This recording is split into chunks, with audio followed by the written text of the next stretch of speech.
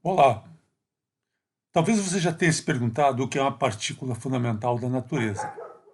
Pois nesse vídeo tentaremos explicar o que é uma partícula através do modelo físico-matemático mais simples e acessível. Para compreender o que é uma partícula, conforme as teorias físicas atuais, é necessário um caminho muito mais longo de aprendizagem.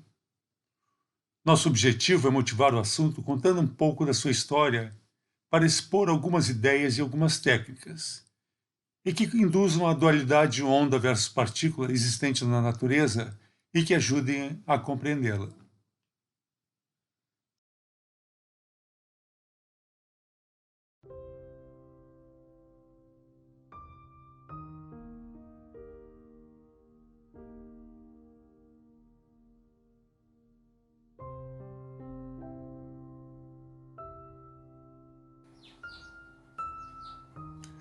A resposta para a pergunta o que são partículas fundamentais da natureza está intimamente ligada na história do conhecimento à pergunta o que é a luz.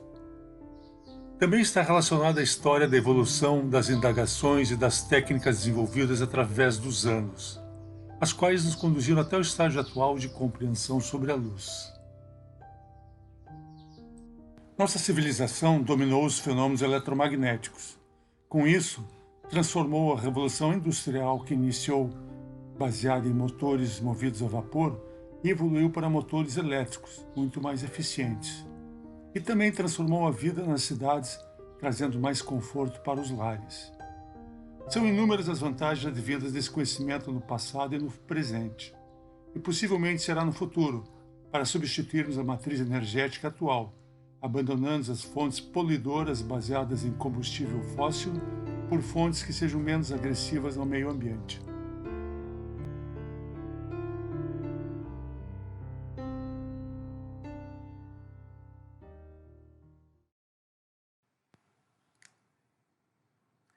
O pensamento científico tem como estratégia o reducionismo.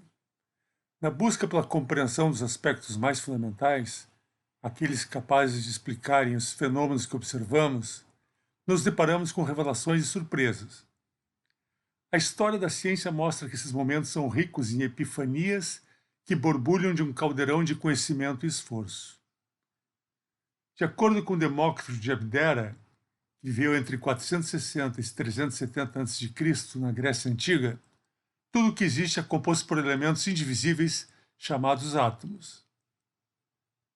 Para explicar a natureza e seus componentes, Platão descreveu as partículas fundamentais da natureza como sendo os quatro elementos fogo, ar, água e terra, e associou a cada elemento um sólido regular, hoje conhecido como sólidos platônicos. Platão tinha os seguintes princípios. Ao fogo, que é agudo, sutil e móvel, ele associou o tetraedro. Ao ar, que é contundente, sutil e móvel, foi igualado ao octaedro. A água, que é romba, densa e móvel, foi associada ao icosaedro. A terra, que se une com seu oposto, fogo, por meio dos elementos intermediários de ar e água, ele associou ao cubo.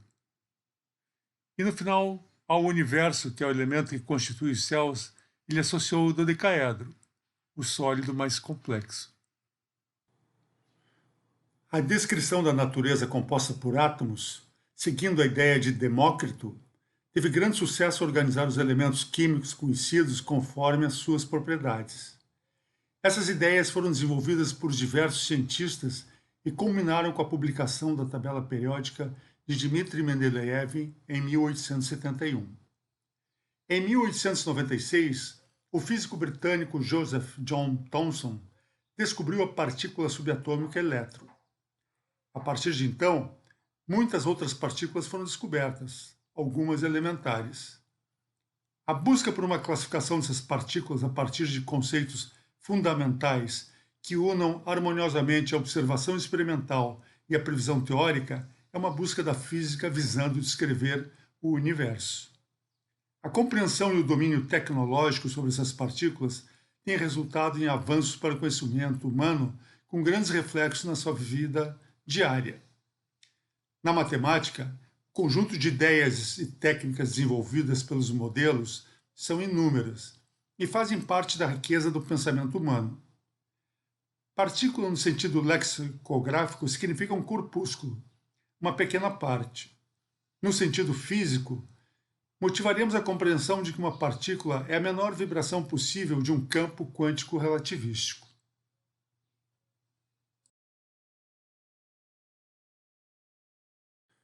Para compreender as partículas elementares, conforme a subdivisão em blocos mostradas na imagem ao lado, não bastaria apenas um novo vídeo, mas seria necessário uma série com diversos episódios. Ao lado direito segue a imagem de uma câmara de bolhas, onde são observados os traços deixados por partículas elementares. Esta imagem foi produzida em 1964 no Laboratório Nacional de Brookhaven, nos Estados Unidos. Cientistas do laboratório obtiveram em 15 de fevereiro de 2010, por alguns milésimos de segundos, a temperatura de 4 trilhões de graus Celsius, a maior temperatura já obtida na história.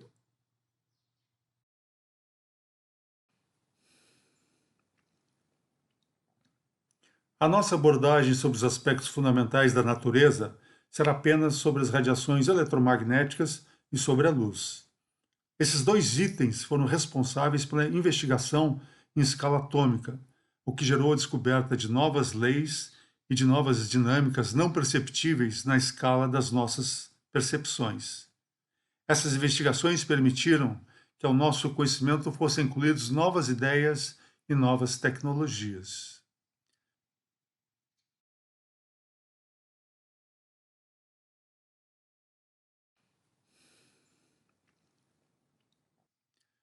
Nessa primeira parte, vamos falar sobre o que é a radiação eletromagnética, o que a física do século XIX concluiu sobre a natureza da luz, o que são ondas e uma rápida abordagem sobre um dos mais fundamentais sistemas físicos da mecânica clássica, o oscilador harmônico.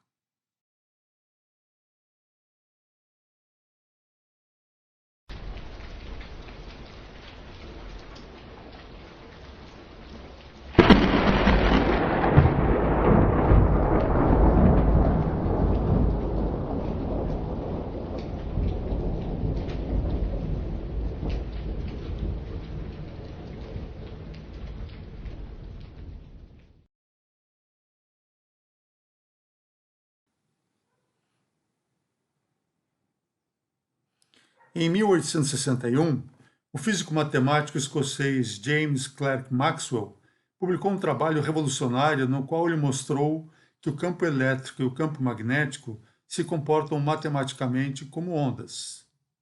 O vídeo mostra duas ondas propagando. Uma é uma onda solitária e a outra se refere a um pacote de ondas, o que também chamamos de superposição de ondas.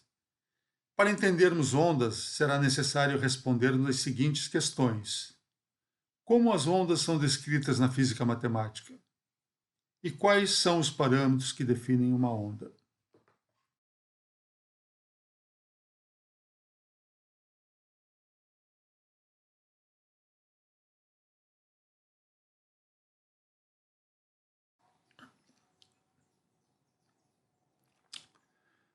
No trabalho publicado em 1861, Maxwell mostrou que o campo elétrico e o campo magnético satisfazem um conjunto de equações atualmente conhecidas como as equações de Maxwell.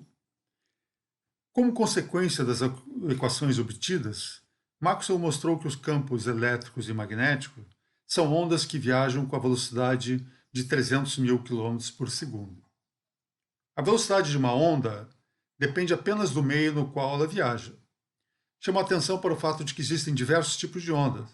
Por exemplo, existem as ondas sonoras que se propagam através do ar, que são perturbações do ar, por isso são classificadas como ondas mecânicas.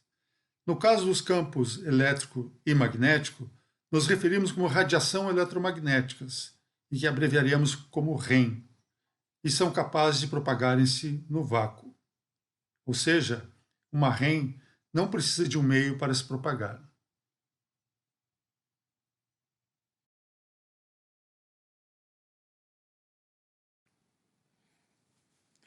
No nosso contexto, uma onda é uma função do espaço-tempo, por exemplo, representado por uma função psi que depende das coordenadas espaciais x, y e z e do tempo t, e que satisfazem a equação da onda.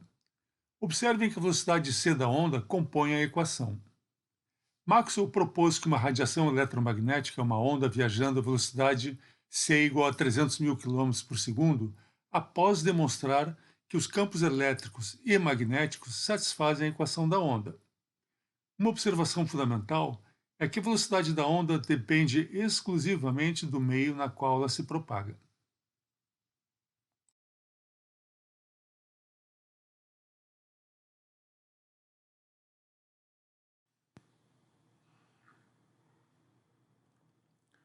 Portanto, Maxwell concluiu teoricamente que uma radiação eletromagnética é uma onda propagando-se no espaço e carregando energia.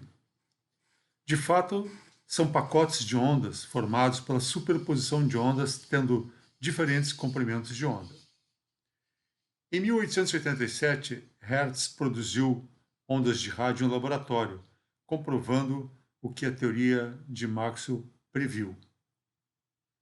Em 1899, Guglielmo Marconi, baseando em estudos apresentados em 1897 por Nikola Tesla, realizou a primeira transmissão de rádio sem fio de código Morse, através do Canal da Mancha.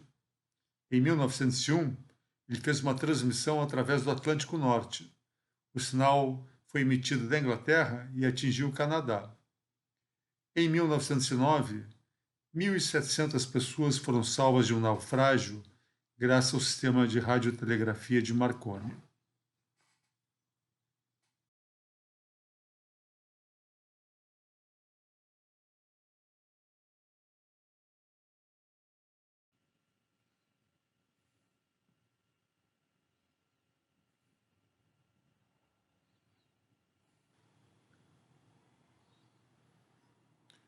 Esse vídeo mostra a propagação de uma onda eletromagnética.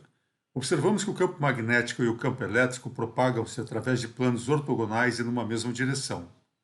As equações de Maxwell predizem que um campo elétrico variando no tempo gera um campo magnético, e um campo magnético variando no tempo gera um campo elétrico.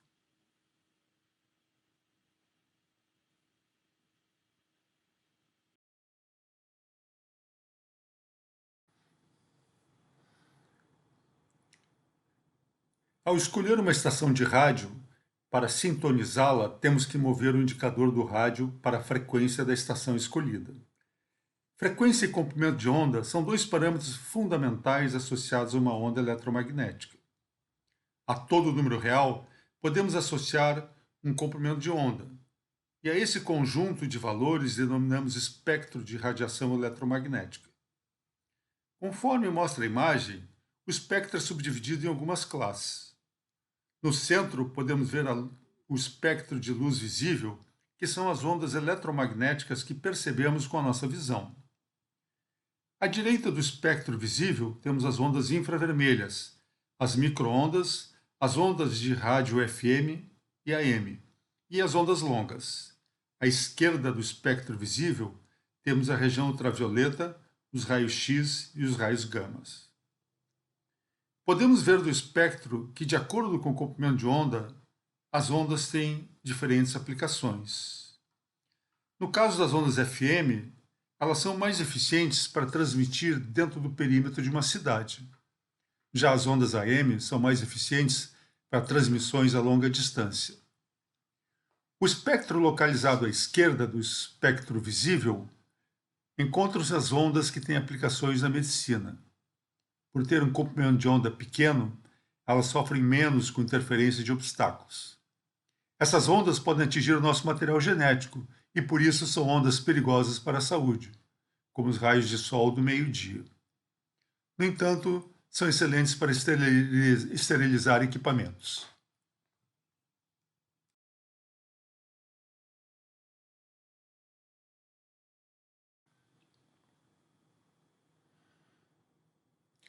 Ao incidirmos um raio de luz através de um prisma, observamos que ele se decompõe nas cores do arco-íris, que são exatamente o que denominamos de espectro visível.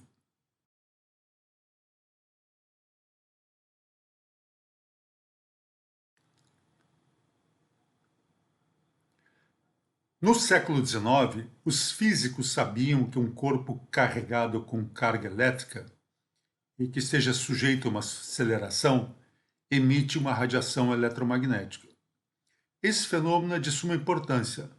A partir dele surgiram diversas aplicações. Alguns movimentos elementares resultam em aceleração, como, por exemplo, rotação, oscilação e a composição desses dois movimentos.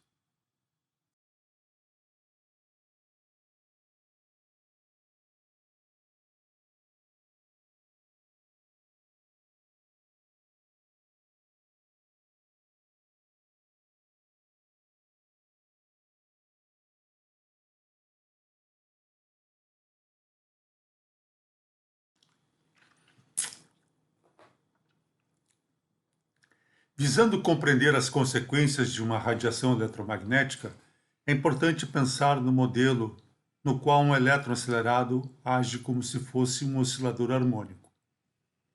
Analisaremos em seguida o oscilador harmônico.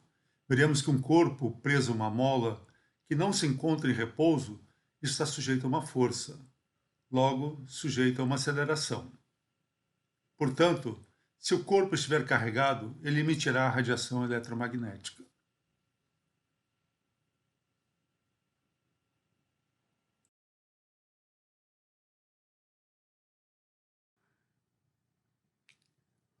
Conforme mencionei anteriormente, na física existem diversos fenômenos de natureza ondulatória e existem diferentes tipos de ondas. As ondas eletromagnéticas são ondas lineares porque satisfazem a equação da onda, que é uma equação linear. Portanto, dado duas ondas distintas, a soma delas também será uma onda. A isso chamamos de superposição de ondas. Usando as leis do movimento formuladas por Newton, Brooke Taylor descobriu a equação da onda apenas por meio de uma intuição física. Daniel Bernoulli mostrou que uma soma infinita de senoides pode representar a solução geral da equação da onda com as condições iniciais dadas. Jean Fourier mostrou que qualquer função periódica que satisfaça condições fisicamente razoáveis pode ser representada por uma soma infinita de senos e cossenos, o que hoje em dia chamamos de série de Fourier. A partir dos trabalhos conectando a equação da onda e a transformada de Fourier, muita matemática a respeito do movimento das ondas foi desenvolvido, com larga escala de aplicações. Desconheço a história sobre os argumentos físicos matemáticos que deram origem à equação da onda. No entanto, ficará evidente que ao estudarmos o oscilador harmônico, é natural generalizar a equação diferencial satisfeita pelo oscilador harmônico para a expressão da equação da onda. Para fomentar a curiosidade, deixamos a seguinte pergunta: por que ondas na praia quebram?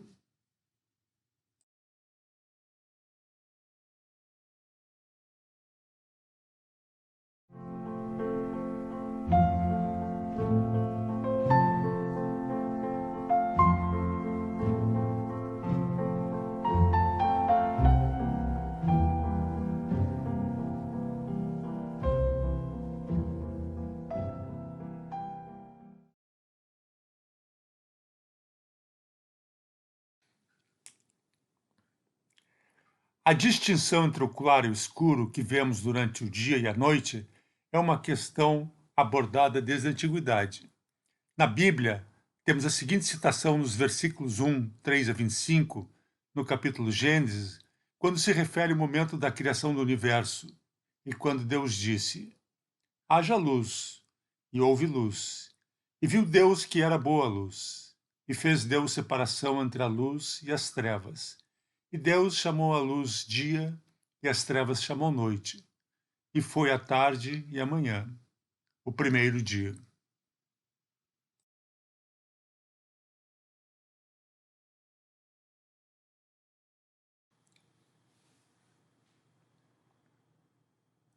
A natureza da luz foi abordada pelo filósofo romano Tito Lucrécio Caro, que viveu de 94 a 50 a.C. Lucrécio apresentou uma teoria de que a luz visível seria composta de pequenas partículas. Na história da física, houveram cientistas que defenderam a natureza ondulatória da luz, enquanto outros defenderam a sua natureza corpuscular. Isaac Newton defendeu uma teoria sofisticada da cor, com base na observação de que um prisma separa a luz branca nas cores do espectro visível. Seu trabalho sobre a luz foi coletado em seu livro Optics, publicado em 1704, no qual expôs sua teoria corpuscular da luz. Newton considerou a luz composta de corpúsculos extremamente sutis e que a matéria comum seria composta de corpúsculos mais grossos. Christian Huygens elaborou uma teoria matemática das ondas de luz em 1678 e a publicou em seu trabalho sobre a luz em 1690. Huygens propôs que a luz era emitida em todas as direções, como uma série de ondas em um meio denominado éter luminífero. Thomas Young, por volta de 1800, mostrou que a luz se comportava como ondas. Ele também propôs que cores diferentes eram causadas por diferentes comprimentos de onda de luz e explicou a visão das cores em termos de receptores de 3 cores no olho. Leonhard Euler também foi um defensor da teoria ondulatória da luz.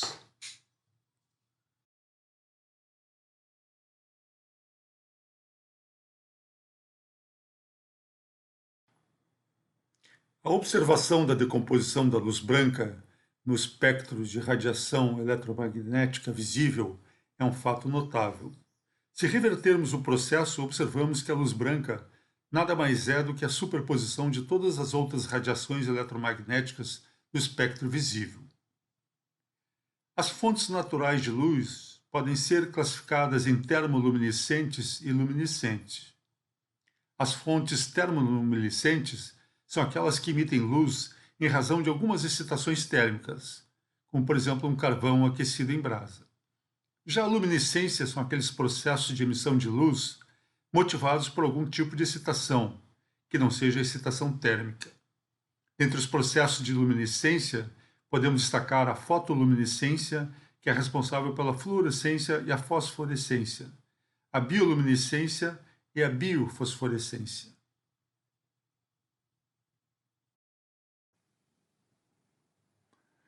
Agora vamos passar ao estudo de ondas com o objetivo de entender quais são os parâmetros fundamentais que definem uma onda plana. Veremos as relações de dispersão associadas a uma onda plana.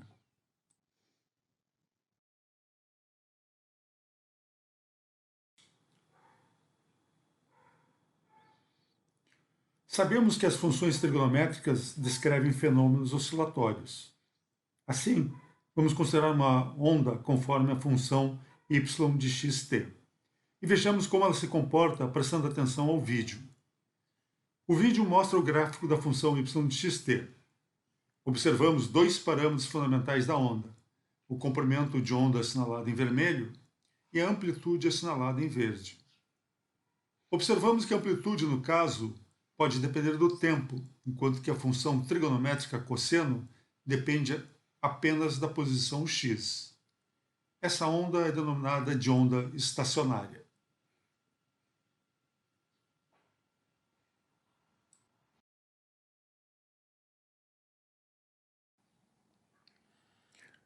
A expressão da função y depende do parâmetro k. Considerando que a função cosseno de kx é periódica, o comprimento de onda lambda da onda é definido como sendo o período de y em relação à variável x, ou seja, quando y de x mais lambda no instante t é igual a y de x no instante t. Decorre o comprimento de onda lambda é dado pela equação 1.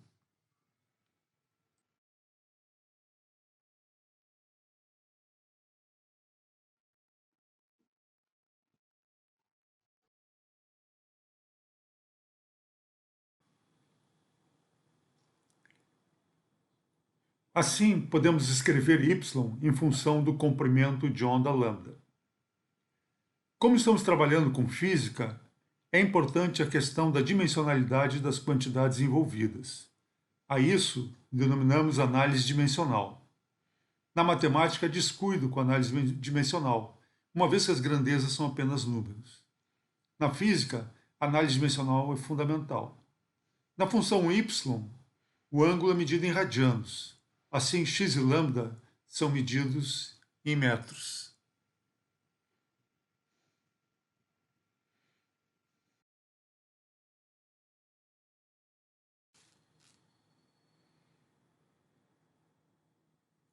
As ondas não estacionárias são aquelas que o argumento da função que define o comportamento ondulatório depende do tempo t.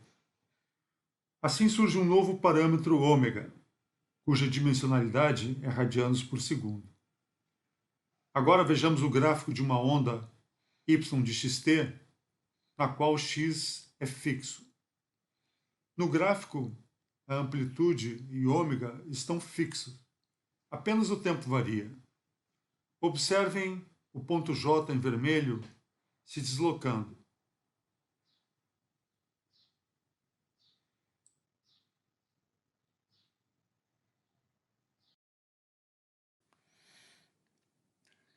Ainda não testamos se a função y satisfaz a equação da onda. Com esse objetivo, vamos determinar as derivadas parciais de y em relação às variáveis x e t.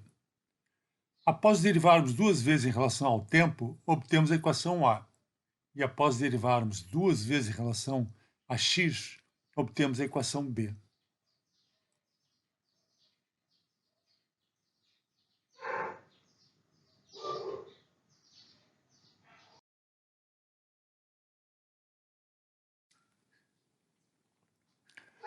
Ao substituirmos na equação da onda as expressões obtidas para as derivadas segundas em relação ao tempo t e a posição x, obtemos a equação 2, a qual relaciona o parâmetro ômega com o comprimento de onda lambda e a velocidade de propagação c. Este tipo de onda, dependendo apenas das variáveis x e t, e satisfazendo a equação da onda, denominamos de onda plana.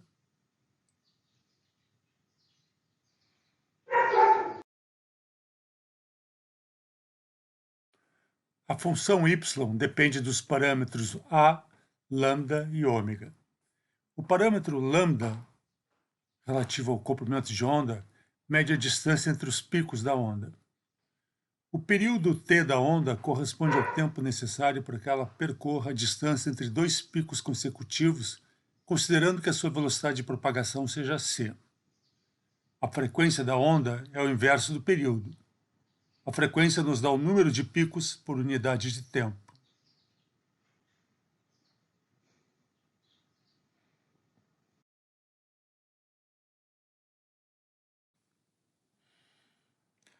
Decorre das definições do período e da frequência a relação fundamental descrita na equação 3, a qual afirma que o produto do comprimento de onda pela frequência resulta na velocidade de propagação da onda.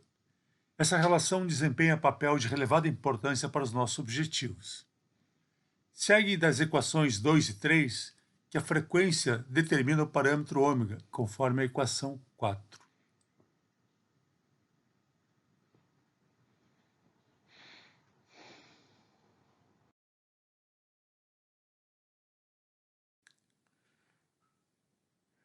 Concluímos que uma onda plana está completamente determinada pelos valores dos parâmetros a, lambda e f. As equações 1, 2, 3 e 4, vistas anteriormente, são denominadas relações de dispersão. Lembramos que, devido à linearidade da equação da onda, dada duas ondas y1 e y2, a superposição y1 mais y2 também é uma onda, ou seja, satisfaz a equação da onda.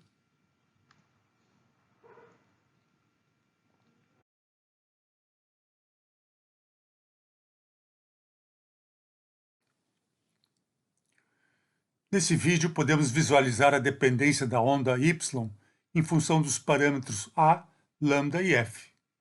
Relembrando, temos que a amplitude a é a altura dos picos. O comprimento de onda lambda é a distância entre os picos. A frequência f nos fornece o período da onda. De acordo com a relação de dispersão dada pela equação 3, isto é, lambda vezes f igual a c, ao assumirmos que a velocidade de propagação c é constante, como no caso da luz, quando a frequência da onda aumenta, o comprimento de onda terá que diminuir. Essas considerações serão importantes quando abordarmos a energia da onda.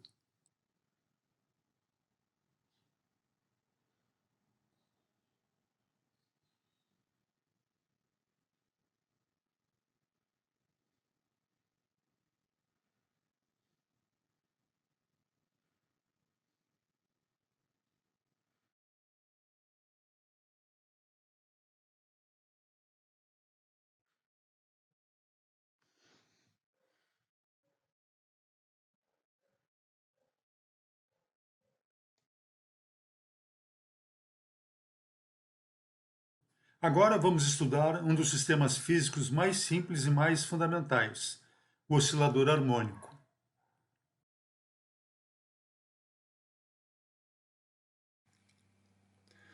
Um oscilador harmônico consiste num corpo de massa m preso a uma mola cujo coeficiente de elasticidade é k. Na imagem ao lado, ignoramos a força gravitacional, ou seja, o peso do conjunto corpo-mola. Considere o sistema de referência mostrado na imagem. A lei de Hooke nos diz que a força exercida pelo oscilador harmônico sobre um corpo de massa m é o produto F igual a menos k vezes a posição do corpo. Ao aplicarmos a lei de Newton, obtemos a equação diferencial ordinária m vezes aceleração igual a menos ky. O sinal negativo decorre da resistência da mola ao movimento.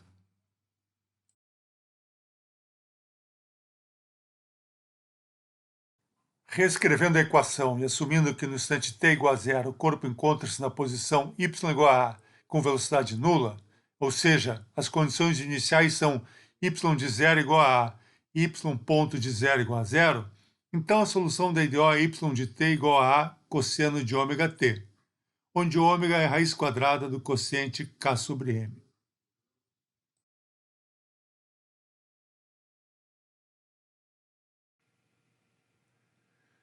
De maneira similar ao caso de uma onda, a frequência do oscilador é definida pela equação 5.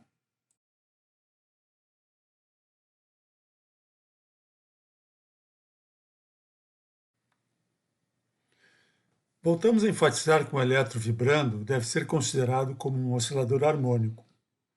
Devido à aceleração, o elétron emitirá a radiação eletromagnética.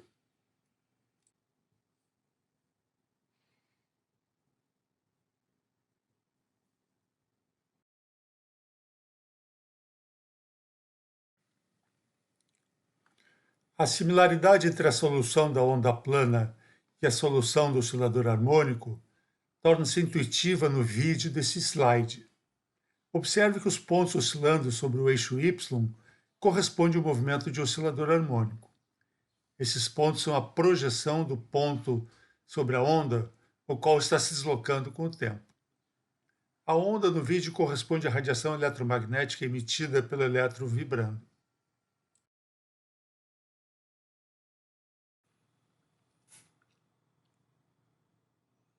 A energia total de um sistema é a soma da energia cinética mais a energia potencial. No caso do oscilador harmônico, obtemos a equação 6. No caso da onda plana, obtemos a equação 7, que nos fornece a energia por unidade de comprimento de onda. Chamamos a atenção para a similaridade entre as expressões. Mais tarde faremos uso delas.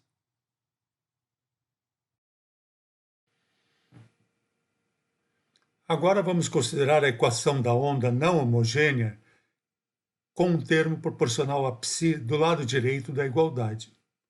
Ao forçarmos que a expressão da onda π seja uma solução da equação da onda não homogênea, obtemos que a frequência é dada pela equação 8. Como o comprimento de onda pode assumir qualquer valor real, concluímos que a frequência é sempre maior do que o termo representando a frequência mínima no lado direito da equação da onda não homogênea. Assim, segue a majoração dada pela equação 9.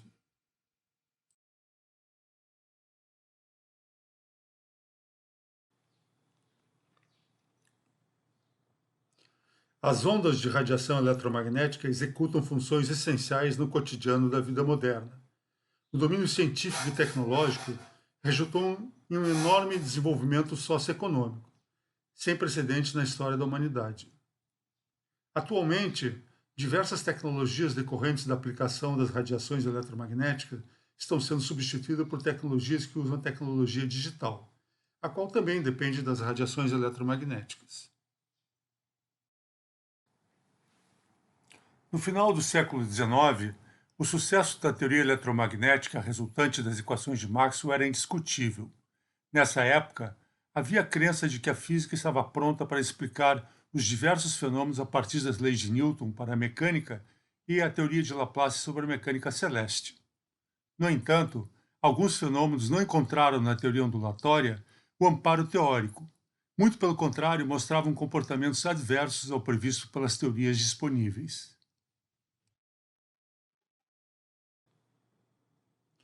A seguir, vamos abordar brevemente algumas das questões em aberto que foram fundamentais para a descoberta de uma nova física. Foram eles a radiação do corpo negro, o efeito fotoelétrico e o efeito Compton. Esses três fenômenos resultaram no nascimento da mecânica quântica. Também foram responsáveis por lançar uma nova interpretação para o conceito de partícula.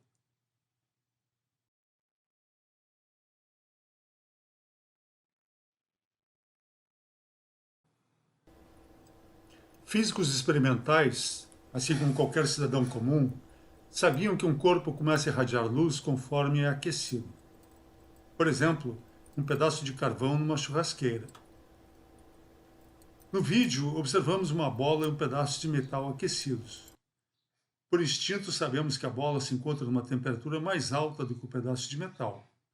Conforme a bola e o metal esfriam, eles deixam de irradiar luz. O fenômeno da radiação de um corpo começou a ser estudado pelo físico Gustav Kirchhoff. Ele definiu como corpo negro como sendo um corpo que absorve toda a luz emitida sobre ele. Kirchhoff fez as suas pesquisas por volta de 1859. Ele investigou o equilíbrio térmico entre o calor dentro de um recipiente de formato arbitrário e as paredes que absorvem a radiação. Kirchhoff observou que as características da radiação de um corpo negro dependem exclusivamente da temperatura e não dependem da estrutura física ou geométrica do corpo negro.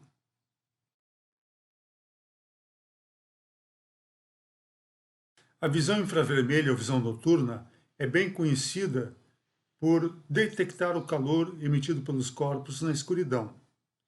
Ela também ajuda no monitoramento do fluxo de sangue, na identificação de substâncias químicas no ambiente e ajuda historiadores da arte a descobrirem desenhos escondidos sobre camadas distintas. No vídeo observamos que ao correr na esteira o atleta passa a irradiar a cor vermelha num número maior de áreas da superfície do corpo. Essas áreas são aquelas com maior fluxo sanguíneo. O exemplo mais importante de corpo aquecido irradiando radiação eletromagnética é o Sol. Observamos que o Sol tem a cor amarela avermelhada, e sobre a sua superfície há regiões onde predominam o amarelo e outras onde predominam o vermelho. Assim como no carvão aquecido, sabemos que as regiões vermelhas têm temperatura superior às amarelas. Será que pela cor irradiada, ou equivalentemente pelas radiações eletromagnéticas emitidas, podemos estimar a temperatura na superfície do Sol? Por volta de 1898 a 1903, as evidências experimentais obtidas por duas equipes de físicos alemães, sendo a primeira formada por Otto Lummer e Ernest Springsheim, e a outra por Heinrich Rubens e Ferdinand Kurbau, mostraram que a densidade de energia por unidade de volume comporta-se como indica o gráfico ao lado. Ao aquecer o corpo negro, medido em Kelvin, o gráfico demonstra as seguintes propriedades do fenômeno físico.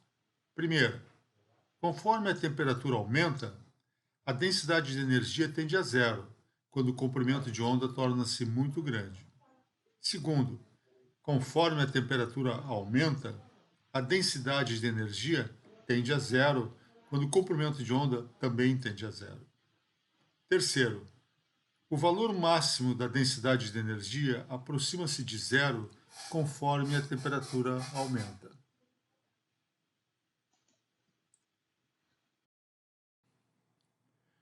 No entanto, o gráfico obtido a partir da teoria existente era incompatível com a observação experimental sobre a radiação do corpo negro. No gráfico mostrado, podemos comparar os gráficos coloridos da densidade de energia conforme a experiência em laboratório e o gráfico em preto obtido aplicando a teoria clássica ondulatória. De acordo com a leitura do gráfico obtido com a teoria clássica, a densidade de energia deveria aumentar quando o comprimento de onda se torna muito pequeno, ou seja, quando nos aproximamos da região ultravioleta. A essa incompatibilidade entre a teoria e a experiência deram o nome de catástrofe do ultravioleta.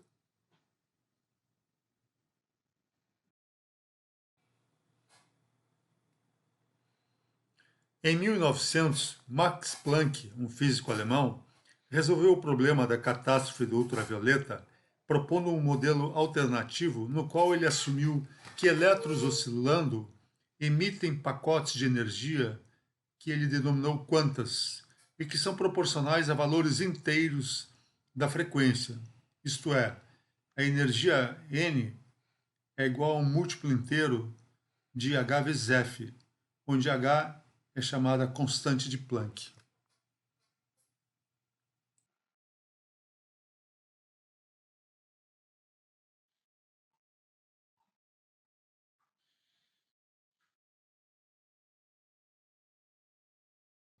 Em 1897, Hertz observou que um raio de luz incidindo sobre uma placa metálica gerava uma corrente externa à placa. A imagem A ilustra como os raios incidentes sobre a placa, ao colidirem com os elétrons na superfície, fazem com que esses elétrons sejam expelidos da placa, gerando a corrente elétrica. A imagem B mostra com mais detalhes o mesmo fenômeno. Observamos que a onda vermelha incidindo sobre a placa não expele elétrons da superfície da placa, enquanto a onda azul causa emissão de elétrons. Veremos que essa diferença ocorre devido à energia dos raios incidentes.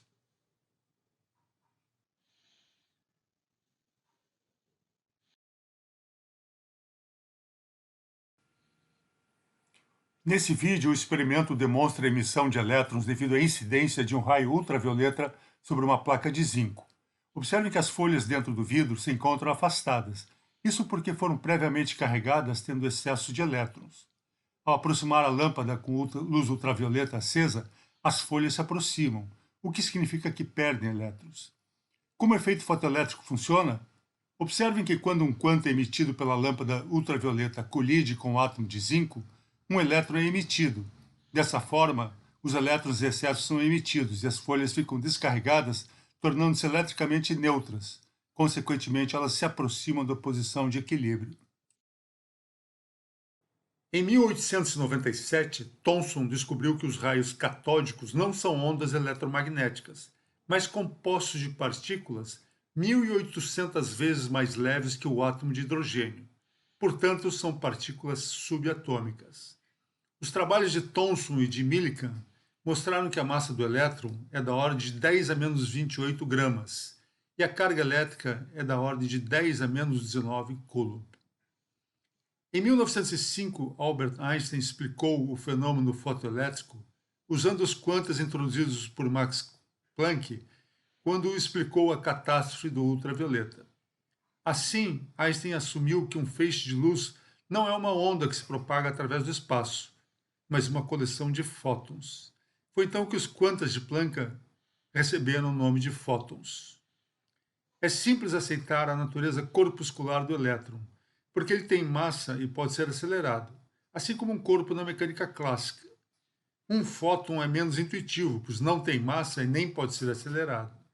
No entanto, veremos que a ele podemos associar o momento linear. A confirmação do aparato teórico desenvolvido por Einstein foi comprovado por Millikan em 1916. Einstein recebeu o Prêmio Nobel em 1921 por ter explicado o efeito fotoelétrico.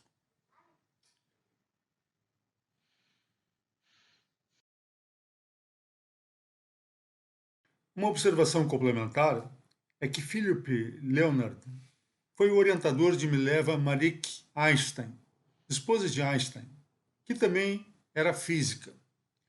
Segundo os historiadores, ela foi fundamental para o sucesso do trabalho de Einstein, e teria sido através dela que ele tomou conhecimento sobre o efeito fotoelétrico.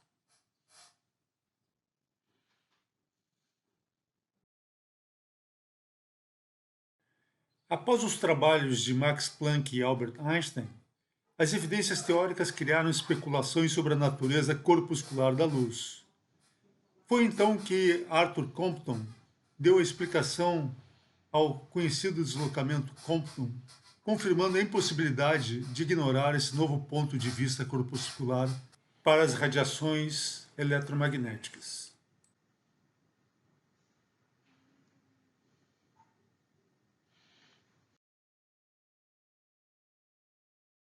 No início do século XX, na pesquisa sobre a interação dos raios-x com a matéria, foi observado que o raio-x de um comprimento de onda fixo interagem com os átomos. Quando emergem, os raios têm um comprimento de onda diferente, mas relacionados ao ângulo θ de espalhamento, conforme indica a figura ao lado. O eletromagnetismo clássico predizia que o comprimento de onda dos raios espalhados deveria ser igual ao comprimento de onda inicial. No entanto, vários experimentos mostraram que o comprimento de onda dos raios espalhados era maior, correspondendo a uma energia mais baixa, do que o comprimento de onda inicial. Esse fenômeno classicamente inexplicável foi estudado experimentalmente por Compton e seus colaboradores. Daí o nome de deslocamento Compton para o efeito.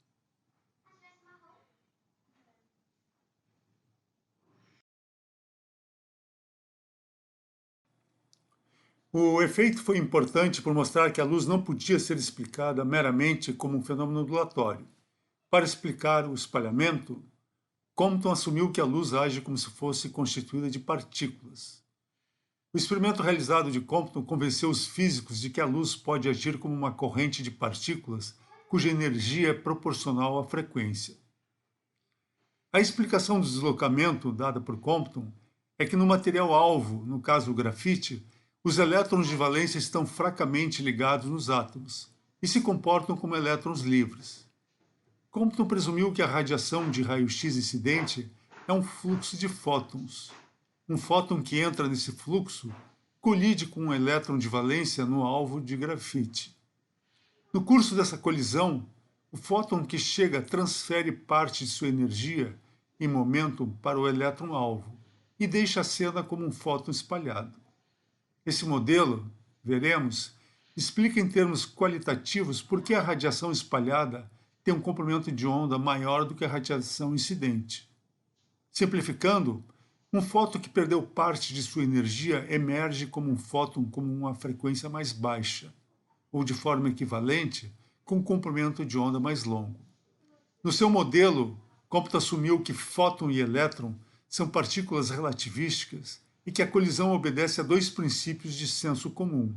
O primeiro, a conservação do momento linear, e o segundo, a conservação da energia relativística total. Compton usou esse modelo para derivar a expressão que mede a diferença entre o comprimento de onda inicial e final, que ficou conhecido como deslocamento de Compton.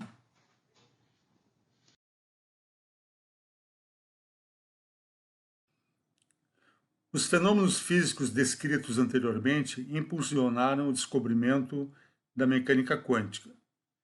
A seguir, veremos com um pouco mais de detalhes matemáticos como as hipóteses foram aplicadas para explicar teoricamente cada um dos fenômenos.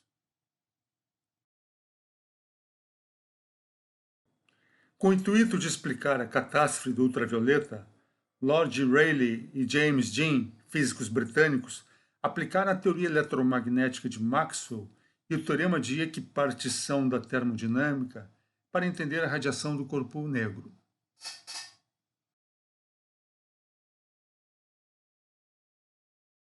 No decorrer dos anos de 1900 a 1905, Rayleigh e Jean mostraram que a densidade de energia por volume era dada pela equação 10. O gráfico representando a densidade de energia, observamos que, conforme o comprimento de onda fica pequeno, se aproximando de zero, a densidade de energia cresce indefinidamente, aproximando-se do infinito, o que estava inconsistente com os dados experimentais.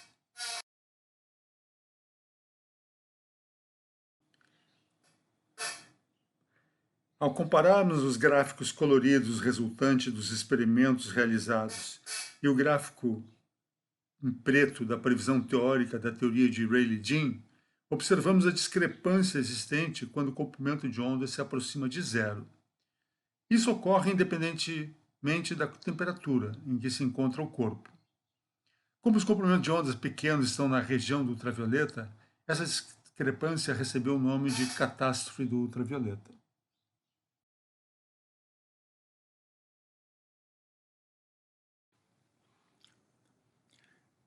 Em 1900, Planck resolveu o problema da catástrofe do ultravioleta ao propor um modelo alternativo. Planck considerou que o corpo negro, ao ser aquecido, resultava na excitação dos elétrons sobre a sua superfície, que eles se comportavam como um oscilador harmônico. Portanto, devido à aceleração, esses elétrons emitiriam radiação eletromagnética, consequentemente, emitiriam energia E. Planck assumiu que elétrons oscilando emitiam pacotes de energia EN proporcionais a valores inteiros da sua frequência f, isto é n igual a nhf, onde n é um número inteiro e h é a constante de Planck da ordem de 10 a menos 34.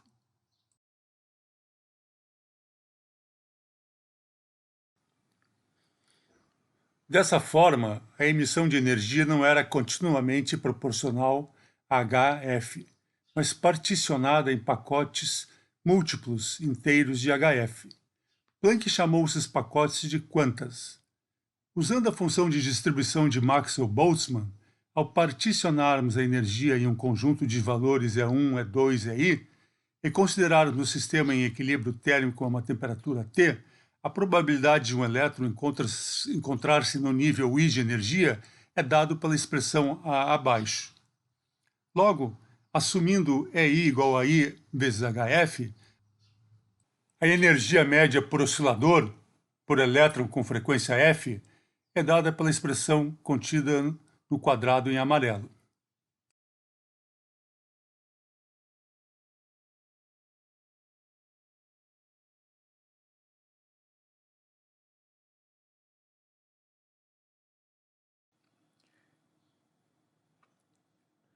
Assumindo a hipótese dos quantas, Planck obteve que a densidade de energia por unidade de volume, em função do comprimento de onda, é dado pela expressão 11, cujo gráfico encontra-se ao lado. Claramente, o modelo de Planck estava coerente com os dados experimentais. Assim, o mistério da catástrofe do ultravioleta havia encontrado um argumento teórico que a descartava. No entanto, nem Planck acreditou de imediato que a sua teoria teria significado físico. Anos mais tarde, Planck revelou suas meditações e seu estado mental durante os anos de pesquisa para explicar a catástrofe do ultravioleta. Nas palavras de Planck, ele disse o seguinte: o que eu fiz pode ser sintetizado como um ato de desespero. Por natureza, eu sou pacificamente inclinado e rejeito qualquer aventura dúbia. Naqueles momentos eu estava lutando por 6 anos sem sucesso com a questão de equilibrar radiação e matéria, o que eu sabia ser um problema de fundamental importância para a física. Uma interpretação teórica deveria ser encontrada a qualquer custo, não importando o quanto.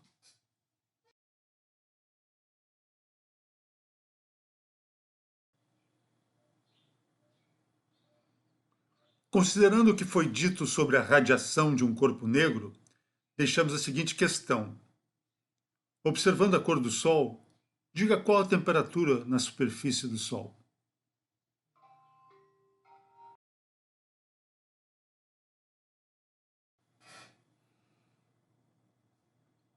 Agora, vejamos como os quantas de Planck foram aplicados por Einstein para explicar o efeito fotoelétrico.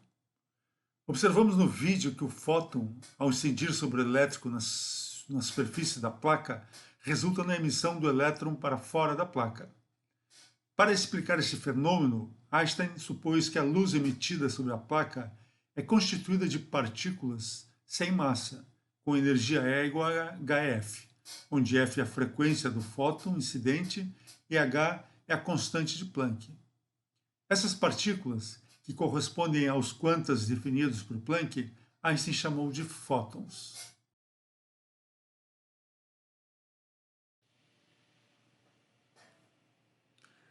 Dessa forma, temos que a energia igual ao trabalho mais energia cinética é dada pela expressão E igual a W mais K. Substituindo o valor da energia de um quanta na expressão, obtemos a equação 12. A equação deixa claro que a frequência mínima do fóton necessária para emitir o elétron é F0, dado pela equação 13. Einstein considerou que a energia necessária para que um elétron seja emitido da placa metálica é a soma do trabalho W, necessário para ejetar o elétron da placa, mais a energia cinética do elétron, após ele ter sido emitido. Abaixo dessa frequência F0, não haverá emissão de elétrons.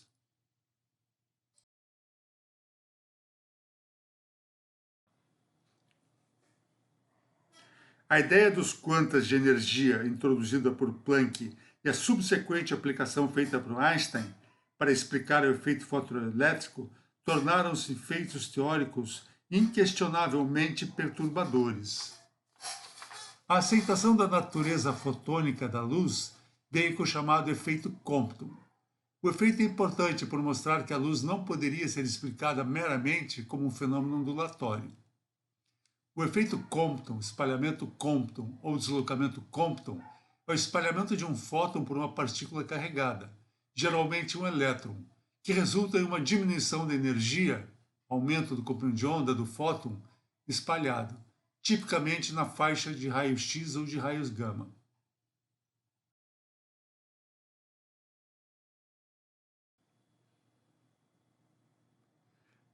Para desenvolver as suas ideias, Compton teve que usar alguns conceitos da relatividade especial, porque o fóton é uma partícula sem massa que desloca-se com a velocidade da luz.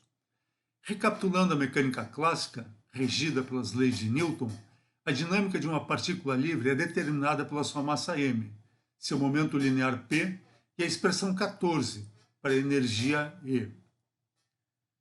Se a partícula viaja à velocidade v muito alta, de maneira que o quociente beta igual a v sobre c seja não desprezível, temos que fazer uso das relações de relatividade especial abaixo. m0 corresponde à massa inercial. E0 igual a m0 c ao quadrado é a energia do corpo devido à massa, um conceito novo desconhecido na mecânica newtoniana. M é a massa do corpo deslocando-se à velocidade v. Observe que quando v se aproxima de c, a massa torna-se infinita. Ou seja, um corpo se deslocando à velocidade da luz necessariamente tem que ter massa inercial zero. E, finalmente, a energia total da partícula livre é dada pela famosa relação E igual a mc ao quadrado na equação 15.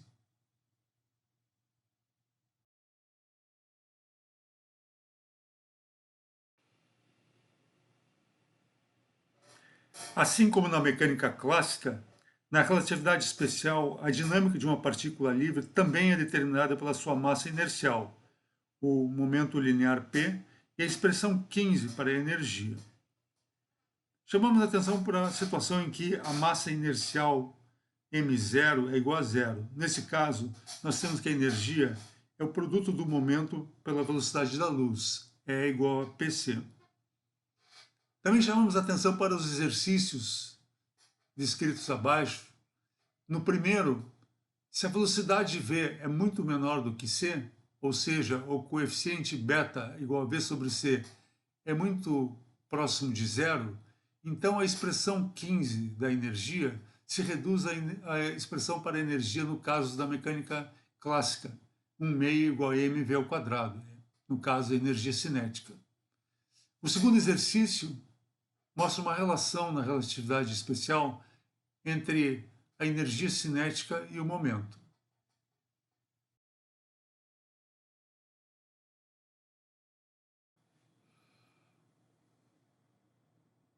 Conforme dito anteriormente, o efeito Compton resulta da conservação do momento linear e da conservação da energia durante o espalhamento. Na figura ao lado, temos no sistema de referência a indicação do momento inicial e no momento final do espalhamento. A conservação do momento linear nos fornece a equação 1, Considerando P de gama, o momento do fóton gama, P de gama', o momento do fóton gama', e P de E, o momento do elétron, segue que o momento inicial do sistema é dado pela expressão 2 e o momento final pela expressão 3. Ao substituirmos as expressões 2 e 3 na expressão 1, obtemos as expressões 4 e 5. Consequentemente, obtemos a expressão 6 explicitando a relação entre os ângulos φ, θ e os momentos lineares.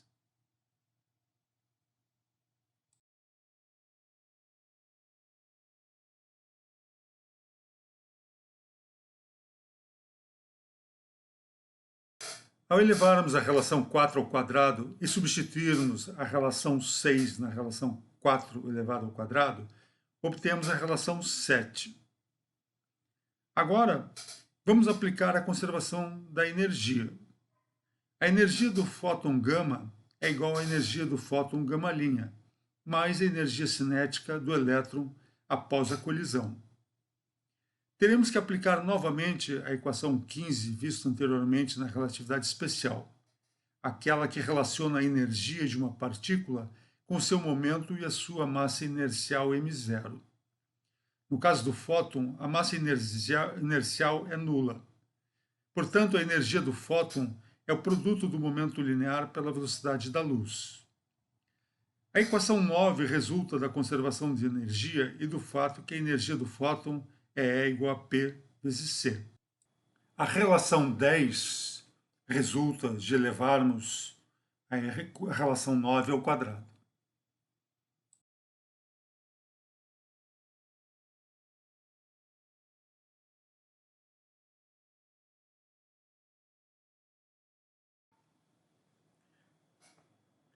Ao efetuarmos a subtração da relação 10 menos a relação 7, obtemos a relação 11. Ao substituirmos a relação entre o momento do elétron com a sua energia cinética, dada no exercício anterior, chegamos à relação 12, a qual relaciona o ângulo de espalhamento θ com os momentos lineares.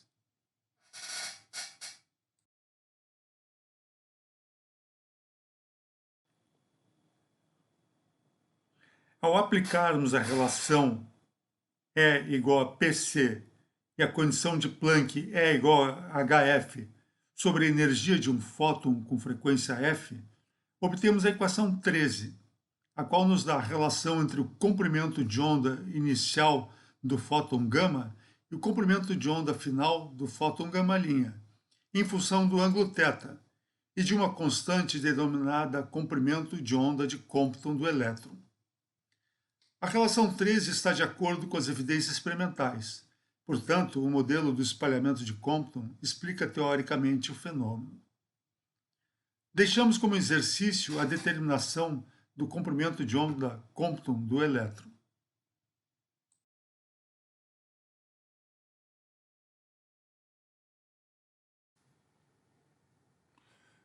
Resumindo o que vimos até aqui, no século XIX, a teoria ondulatória de Maxwell para a luz foi plenamente aceita por ser consequência das equações de Maxwell, cujo sucesso era inquestionável para explicar uma série de fenômenos eletromagnéticos.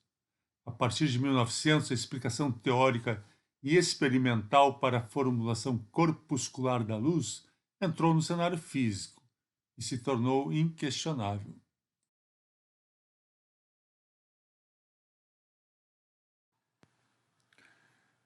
Ao assumirmos que uma partícula admite uma descrição ondulatória e outra corpuscular, será necessário esclarecer a relação entre os parâmetros A, lambda e F, que definem uma onda, e os parâmetros M0, P e E, que determinam a dinâmica de uma partícula livre.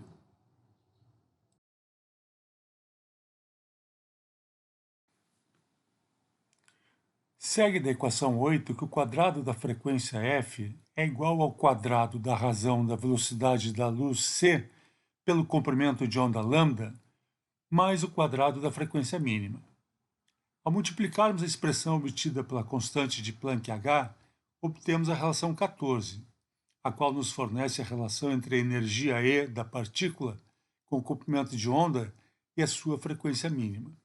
Essa relação é similar à descrita na relatividade restrita.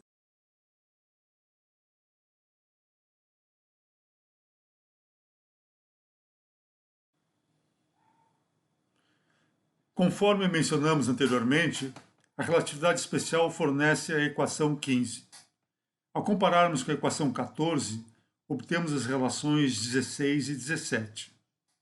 No caso do fóton, a massa m0 igual a zero implica que a frequência mínima é nula e a energia é dada por E igual a H vezes F.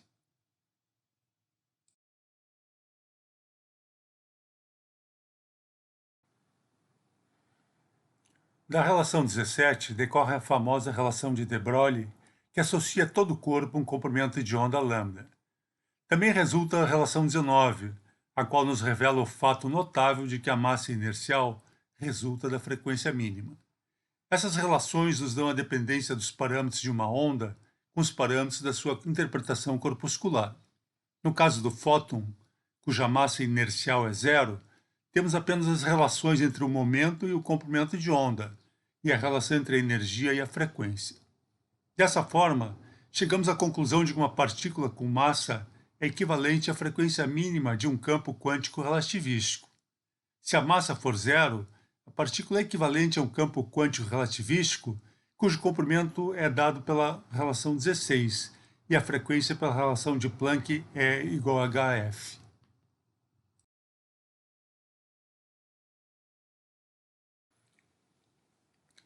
Para obtermos a amplitude da onda, vejamos dois sistemas físicos que já abordamos.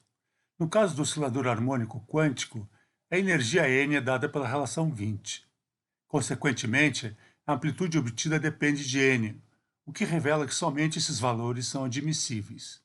Sendo assim, somente um conjunto discreto de valores é possível para amplitude.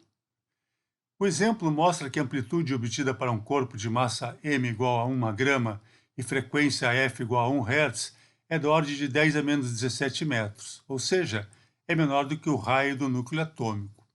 Dessa forma, o aspecto discreto é imperceptível para nós. Por simplicidade, aqui ignoramos o fato fundamental de que o vácuo quântico não tem energia zero, devido ao princípio de incerteza de Heisenberg.